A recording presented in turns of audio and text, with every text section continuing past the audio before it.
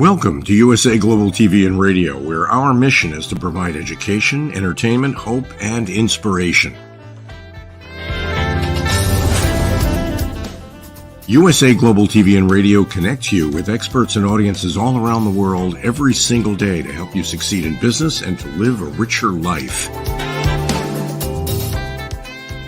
Visit us at usaglobaltv.com to learn about career and life-changing training and mentoring programs like the Listening Mentor.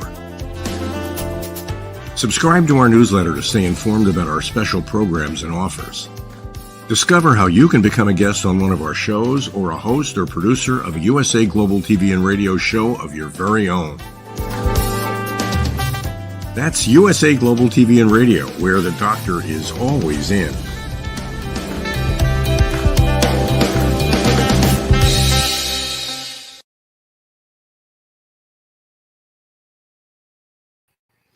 Howdy, y'all. red.olaughlin here again on Talking Heads on the USA Global TV and Radio Network. And today we're going to be in part 4, section 4 out of 6 sessions on cancer.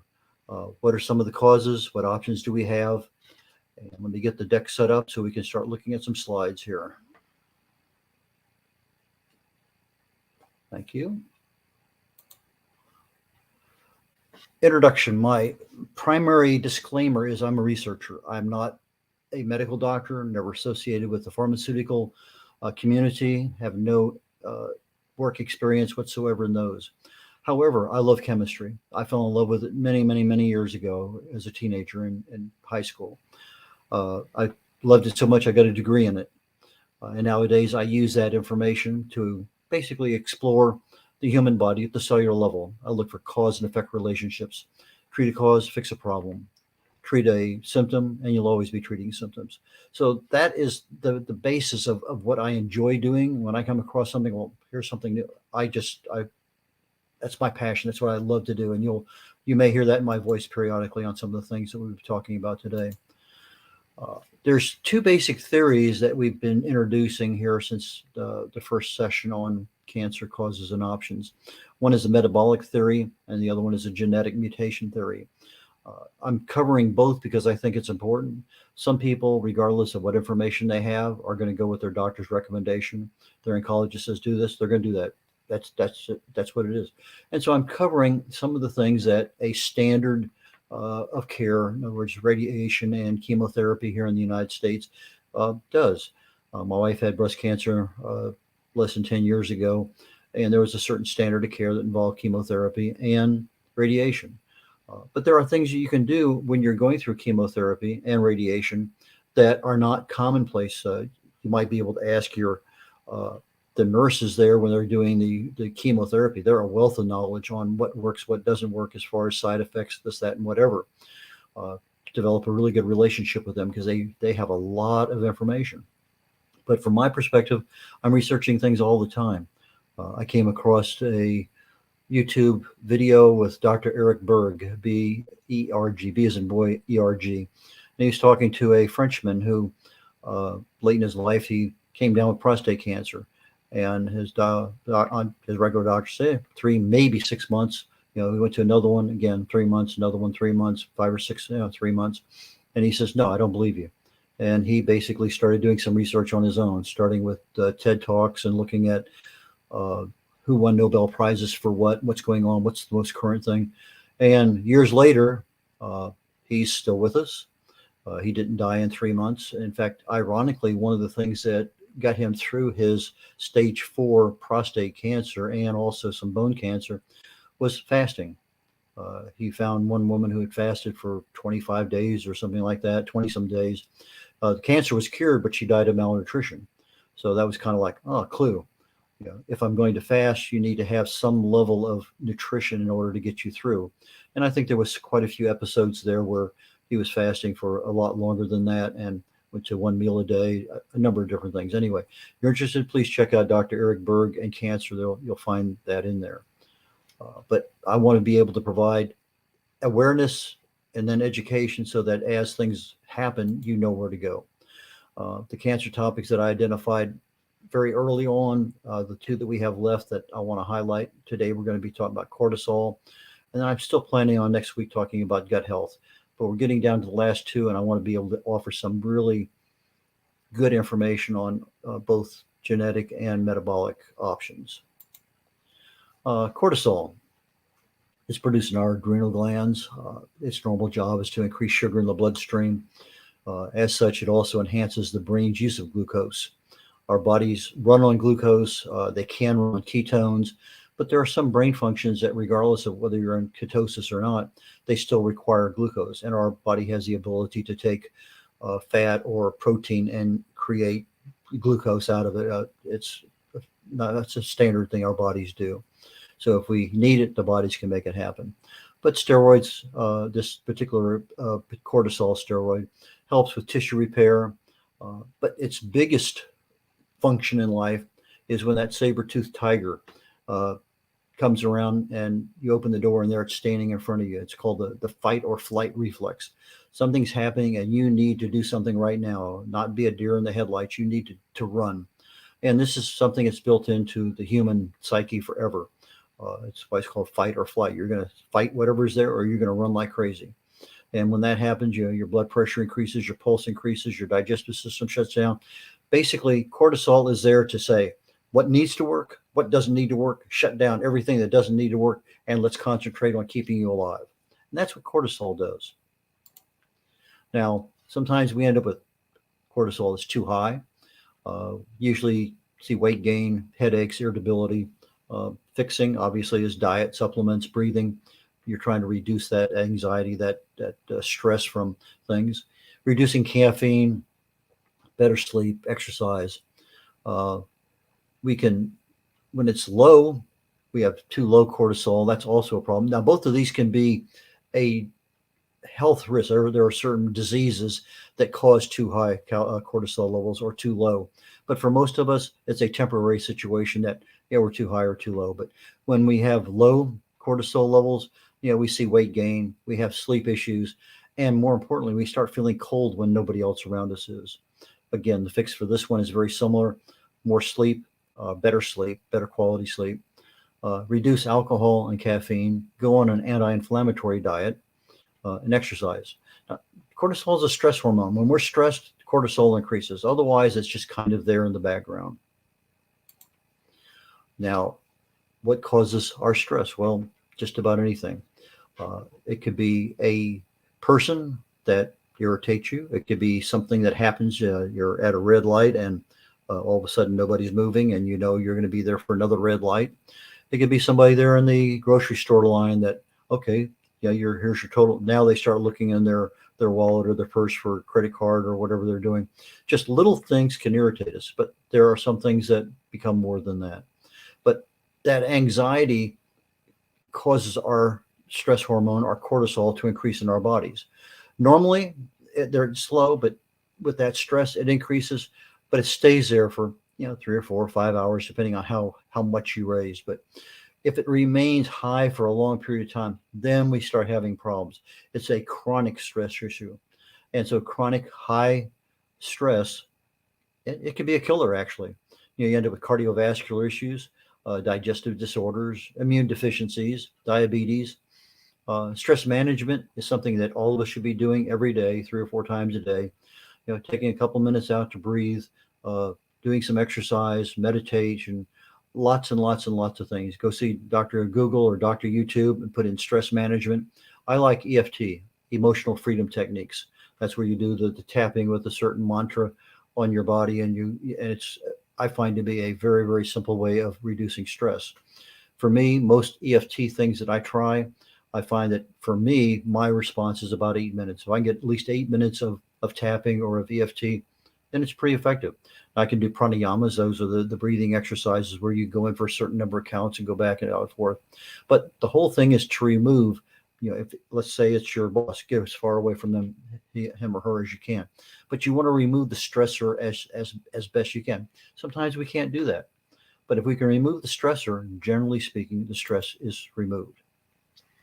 But what happens with regard to cortisol being constantly in our body all the time, and now our body's not getting rid of it because we're not letting go of that stress. We're just keeping it there. Every time we think of something, it's there. probably the easiest way to tell how stressed you are is what you think about the first half hour going to sleep. If you have that same irritating thing, whatever it may happen to be, an event that happened, something at work, a person, whatever it may happen to be, that's kind of a clue of what is really bothering you. That's what you need to get away from. Because if you don't, that cortisol is going to have an impact on the development of cancer or the growth of cancer, because it promotes damage at the DNA level, and it also damages the repair capability of the body, our immune system. And it inhibits what's called an Anoikis process. Anoikis, Anoikis, Anoikis. We know that there is a particular process that goes on in the body that's called apoptosis. The cell has, at the end of the cell, your DNA, it has a little wrapping around. It's a, what do you want to call it?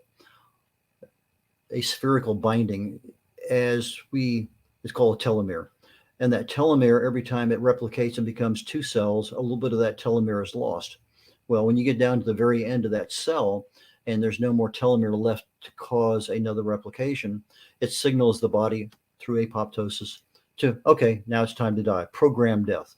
Well, Anoikis is a subset of apoptosis, but it occurs at a certain level inside our bodies and our tissues and our organs and stuff. We have it's called an extracellular matrix. And these are parts of our body that don't actually have cells in them, but they're part of a matrix that holds things. It's like think of the structure, like a skeletal structure for a building. You have the beams and the support things. Well, the support mechanisms for some of our tissues, some of our organs and things have this extracellular matrix. And these cellular, non-cellular, components or tissues and organs, but they're actually made up of what's called polysaccharide chains and fibrous proteins. And when these things are working properly, Anoikis says, okay, here's a cell that should die. Let's program its death. And Anoikis is what actually causes that cell, as it's leaving that extracellular matrix, to die. But occasionally, sometimes that doesn't happen. And when that process, that cell gets out of the norm, then we have problems. So apoptosis is a regulated cell death, and it's generally outside of that extracellular matrix. But it ensures in our body homeostasis. In other words, everything remains the same. We got normal growth. Our health hazards, risks are minimized. But as Anoikis is one of the processes in a particular part of the body, that cell death should happen as that cell leaves that extracellular. In other words, it's getting like housekeeping. You have a cell that's dying. Okay, let's get rid of that dead cell. Okay, that cell leaves the matrix, extracellular matrix, and boom, everything should happen fine. But what happens sometimes is Anoikis will eliminate what they call misplaced or detached cells, and these things will go and have a life of their own. They're misplaced or they're detached because they're not working right. And Anoikis can't quite get them to shut down and die, so they go out looking for a new home. It's the way things happen in our body. Dysfunction is there. So these misplaced or detached cells actually can support an abnormal growth process somewhere else in the body. And as you're looking at cancer and how things grow, well, cancer wants to grow through its own little processes. Well, Anoikis is a normal body process. Apoptosis is a normal body process. But when we have disruption of cellular death, we increase our risk of cancer and cancer growth. And as this Anoikis takes place in a cancer cell, it's not shutting down that dysfunctional cell from leaving the extracellular matrix of the cancer, and that's where you have metastasis. That's where you have new cell growth elsewhere, because that cell should have died and it didn't, because Anoikis was inhibited. It's actually called Anoikis resistance, I believe, just like insulin resistance. Okay, so what causes Anoikis? Well, there are several causes. are growth proteins, growth factors. They stimulate cellular growth. And we have a lot of them. I have listed here 1, 2, 3, 4, 5, 6, 7, 8, 9, 10, 11, 12, 13, 14 different growth proteins. And that's not all of them. That's the most common ones. If you're looking on the video, BDNF, bone, my brain is not working right this way. But each of the ones that end in GF are growth factors. So you have epithelial, you have neurons, you have lots and lots and lots and lots of different growth factors, and they're proteins for most part. And these things are regulated by our genes, whatever we inherited from our parents, our epigenetic makeup, or our lifestyle. What are we doing on an everyday basis? And our somatic systems. These are all the cells in the body that are not involved in reproduction. And when these things are not working right, they can deregulate the receptors of where these growth factors actually occur in the body. And so when that deregulation happens, the growth factor is there to stimulate growth. Well, it can't stimulate growth where it wants to. Well, now we get cancer involved, and that growth that would normally be standard for normal, healthy cellular growth now becomes involved in the growth of cancer. And so Anoikis is kind of shut down because it is a normal process, but these growth factors are not doing their job because they're not allowed inside because their growth receptor is not there. pH is another one. pH is a very short term that says, are you too acid or too alkaline? It's on a scale of basically 1 to 14, 7 being the middle part. 7, they talk about just distilled water, neutral, nothing in there, not acidic, not alkaline. But pH, what they found out that cancer cells are slightly more acidic than normal cells. Now, slightly, maybe 0.3 to 0.7, I believe. So if a normal cell is, let's say, 6.0, a cancer cell might be 6.5, slightly more acidic. It's acidic because hypoxia is going on inside that cancer cell. You don't have any oxygen being done. It's not a normal respiration. It's a fermentation process. And so it increases the pH. But in the process of doing that, that increase in pH decreases normal cellular growth and cellular viability. So when I increase my pH to alkaline, I am really kind of countering the effect of that cancer. So if I can decrease cellular growth by increasing my pH, let's say it was 6.0, and I can get it to 7.5, which is more alkaline, and that's relatively easy to do, then I have at least an ability in that particular area, that particular cell, that particular tumor to decrease cellular growth and decrease cellular viability. How well is that cell going to form? So how do I increase my pH? Well, if you're eating fats, proteins, and carbohydrates, they're all very acidic. They're going to lower your pH. Metabolism, just normal breathing and exercise and thinking and everything we do is going to lower pH. So from a dietary perspective, fruits and vegetables will increase your pH. You can order online or you find some health food stores. pH paper. You just take out a little section, touch it to your tongue, and it's going to change color. You look at the little scale. Oh, okay, I'm 7.4, or I'm 6.6, or whatever it may happen to be.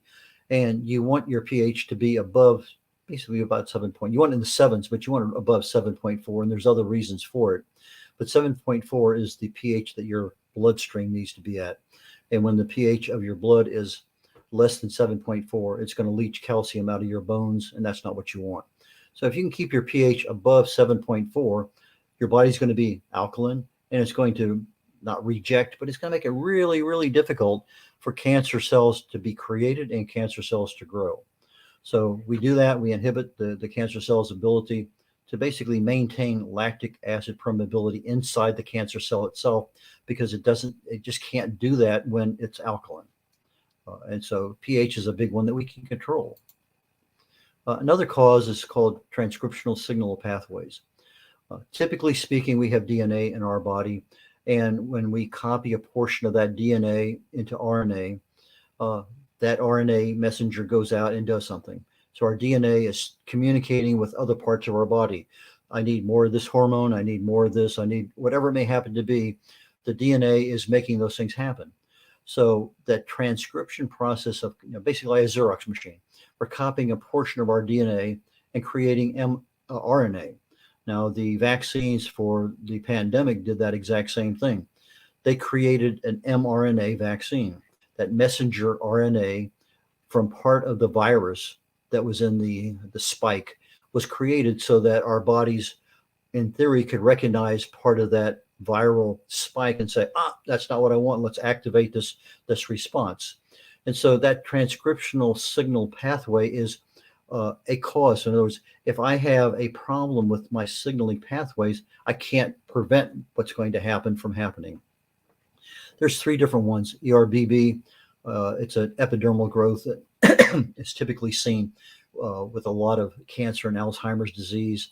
But that particular pathway is one that is being seen as a cancer producer. The P53 mediated apoptosis is one that probably is getting more press and print than anything else. And I'm going to talk about that one just a little bit here. And then the GSK3 signaling pathway. Those are the three primary ones that have a relationship with Anoikis and cancer. So we went from cortisol to Anoikis to cancer, and now we're looking at transcriptional signal pathways.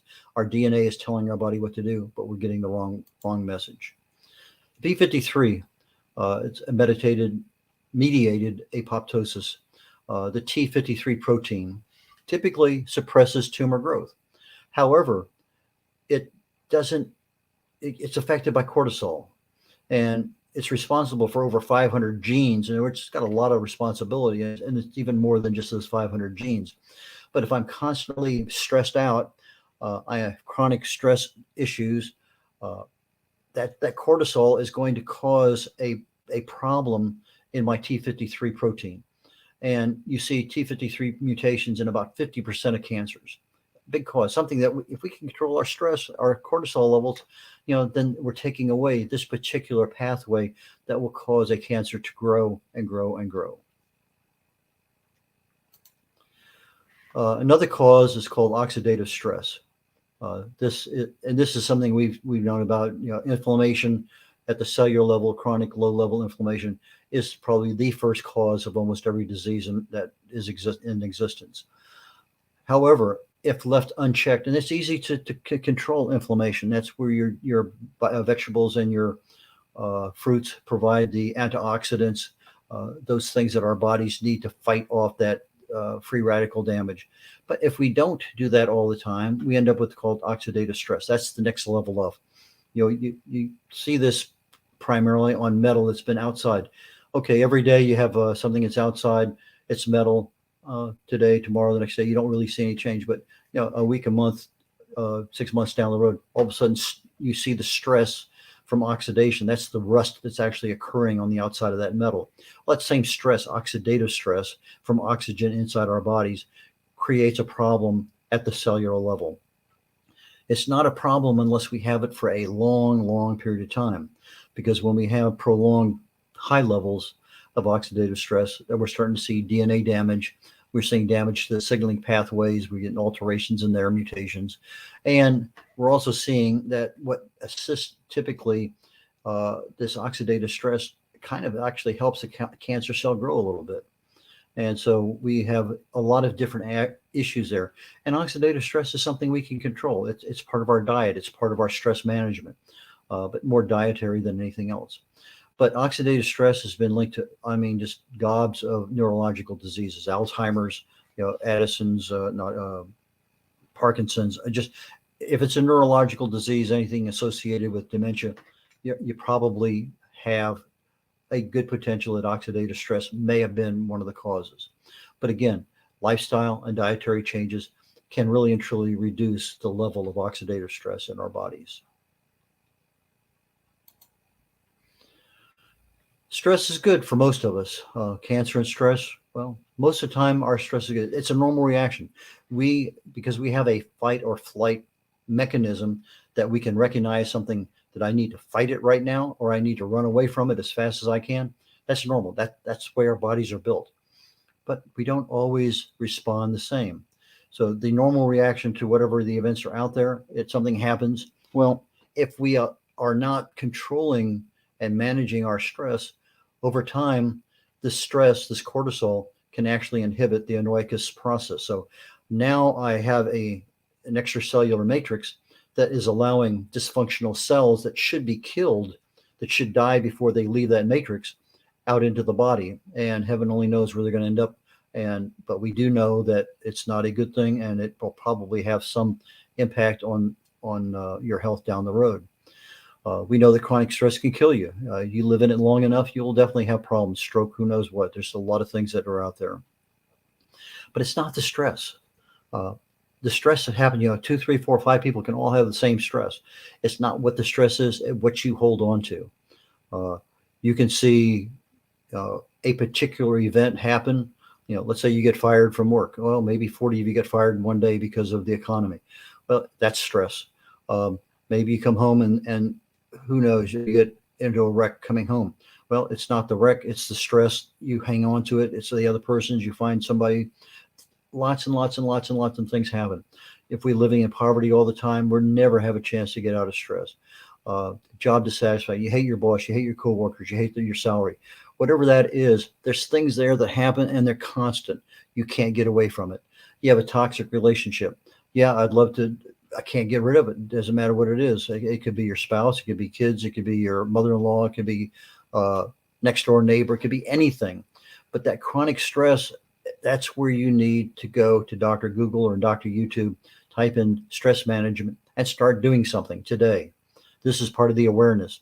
These are things that are not good for you. You have a cell phone, you have access to a computer, you have access somewhere along the way. Even a lot of the TV programs now have access to YouTube. Find something and start doing something 2, 3, 4, 5 times a day. Even if it's just 30 seconds of breathing exercises. Do something every single day to reduce stress, and you're reducing that ability of Anoikis to do. Anyway, the Anoikis can be controlled. We just have to do the things we need to do. We're going to cover up next time. I have the last 2 planned out. My current plan is a little bit about gut health, and then we're going to get into more on the genetic mutations and the metabolic mutations and what's really out there, what's effective, what has results that you can live with, and go from there. To wrap up this show, I have 4 books that are available on my website, red.olaughlin.com. That's red like the color, R-E-D. So red, R-E-D, Olaughlin, OLAUGHLIN.com. So red.olaughlin.com. I have a book called No Matter What You Can Do It. I wrote this many years ago. It deals with the subconscious mind. There's 95% of everything we do is controlled by our subconscious. When we say, I want to do this, that one talks to your conscious brain, which has very little control over things. I need this. Well, needs don't make any difference on your subconscious. You really need to talk I expect to do this. I intend to do this. You need to know how to talk to your subconscious. The Joy of Ageless Health. Again, it talks about the primary causes of disease. You're talking about stress and toxins, radiation, inflammation, infection, diet, even expectations. It tells you what you can do in there to counter each one of those. My Longevity Secrets for Healthy Aging talks about the 2 primary causes of aging. One of them being the telomeres we talked about earlier today, and the other one is human growth hormone. What can you do to accelerate or decelerate the aging process? And then my latest book out just last month, Understanding the Causes of Alzheimer's. And those are things that are it's about half of the causes that I were able to find. I'll be writing on my blog some more causes and probably updating this book within the next year. But it gives you a good baseline on what can cause Alzheimer's and what little things can you do about it. Just like with stress, there are things we can control. But again, if you're not aware of them, we don't have education, and that's what this program is all about. So I'm turning over Talking Heads back to the USA Global TV and Radio Network, and I thank Dr. Jacqueline Kerbeck for allowing me to provide this information to people. Thank you, Doctor.